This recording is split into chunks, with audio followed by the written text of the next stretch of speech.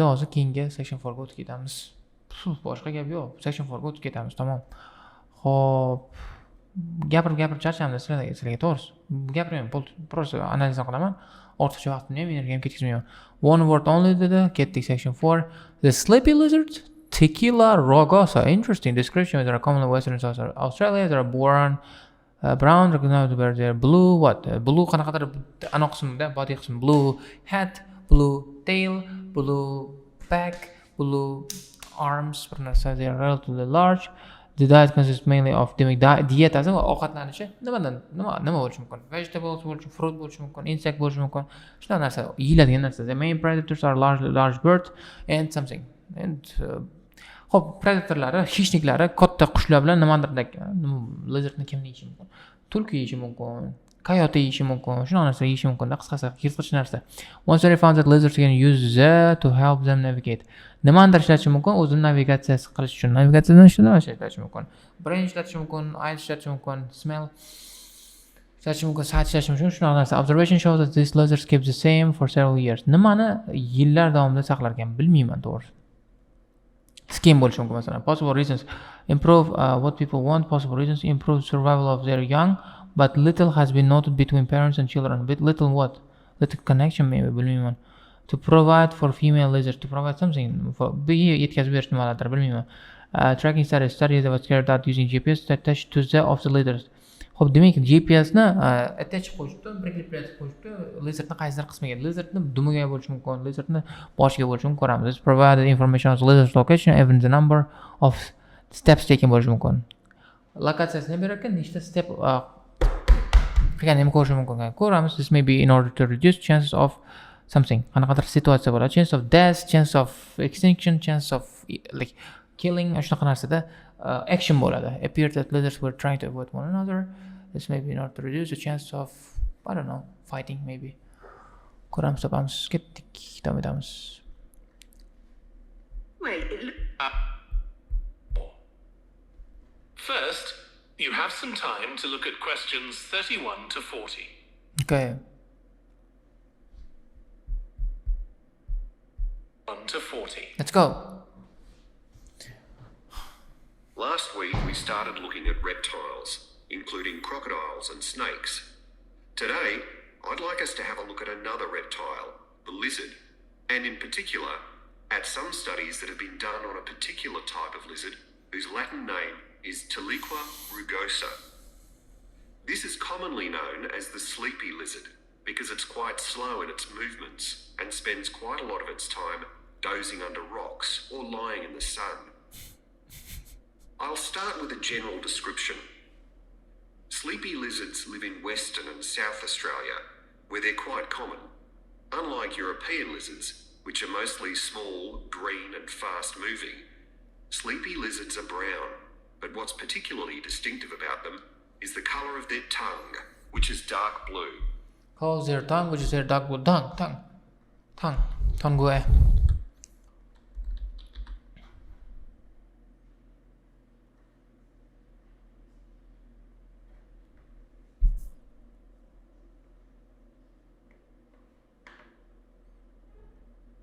Unlike the which are mostly small, green and fast moving, sleepy lizards are brown, was particularly distinctive.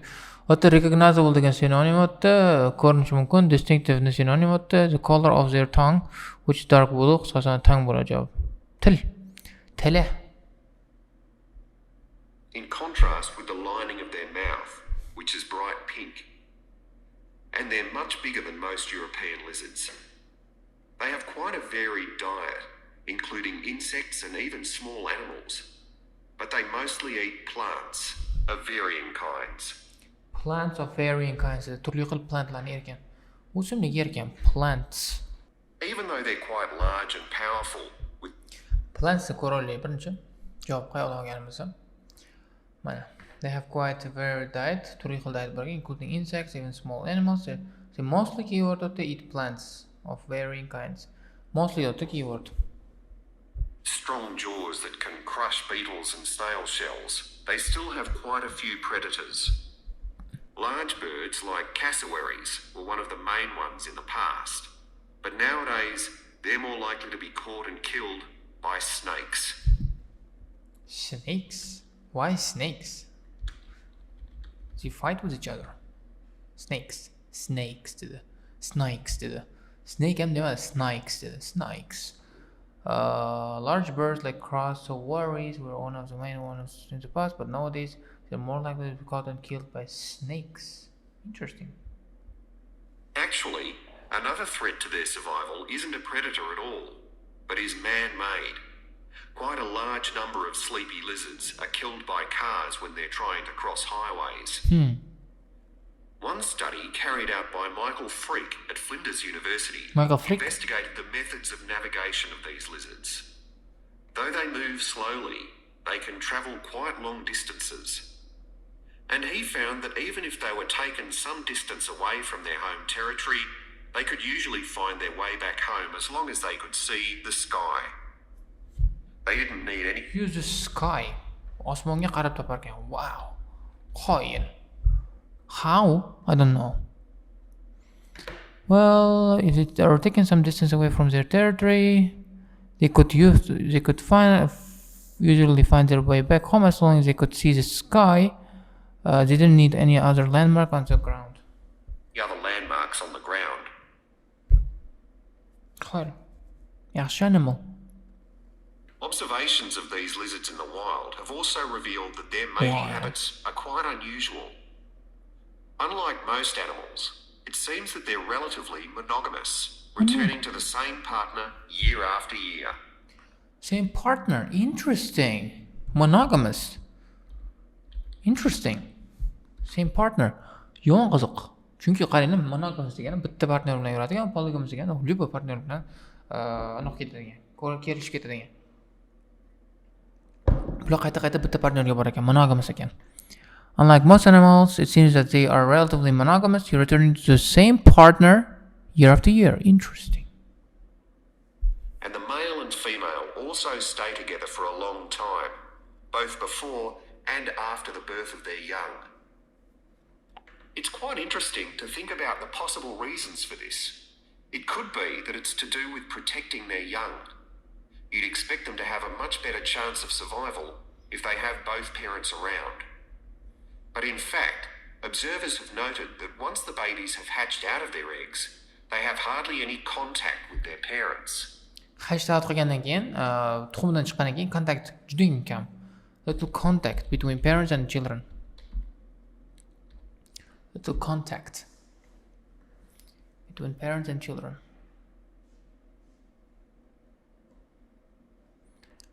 So, as soon as they are hatched out, but in fact, observers have noted that once the babies have hatched out their eggs, they have hardly any contact.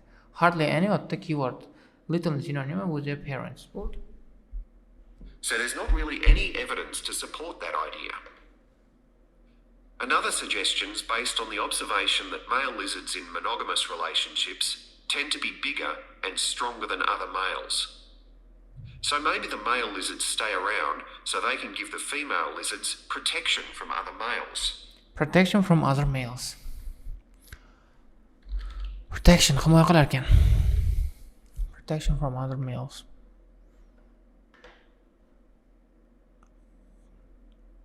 So maybe male lizards stay around so they can give the female lizards protection from other males, but again, we're not really sure. But again, we're not really sure.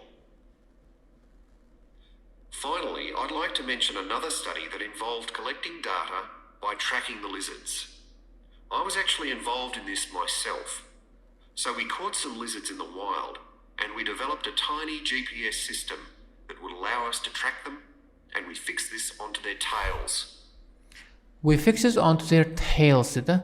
Tails dedi. Buni qanaqa sen anavunda bu gapiryapti, aksenti tails deyapti, tailni.